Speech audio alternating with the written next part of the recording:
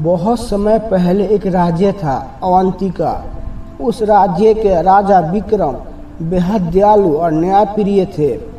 प्रजा उन्हें बहुत मानती थी, लेकिन राजा के दिल में एक ही दुख था, उनके पास कोई संतान नहीं थी।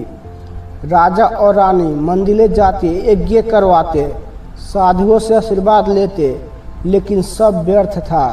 धीरे धीरे राजा उदास रहने लगे। एक दिन राज्य में एक साधु आए।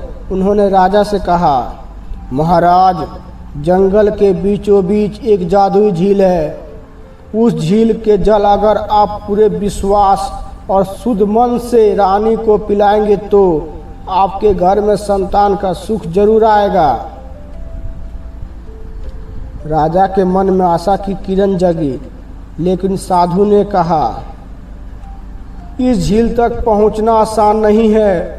वहां तक पहुंचने के लिए आपको लोभ, डर, क्रोध की परीक्षा पास करनी होगी। राजा विक्रम अपने कुछ सैनिकों के साथ जंगल की ओर निकल पड़े। पहला पड़ाव था सोने का महल। वहां हर तरफ सोना, जवाहरात और खजाना बिखरा था। सैनिकों की आंखें चमक उठी, लेकिन राजा ने कहा, हमारा ये लक्ष्य नहीं है। याद रखो साधु की बात। राजा ने अपनी पहली लोभ की परीक्षा पास कर ली। दूसरे पड़ाव पे उन्हें मिला अंधकार का जंगल। रात गहरी हो गई, चारों ओर डरावनी आवाजें आने लगी। सैनिकों ने डर कर कहा, महाराज, लौट चलें। तभी राजा ने मशाल उठाई और कहा, डर इंसान के पीछे खींचता है, लेकिन विश्वास हमें आगे बढ़ाता है।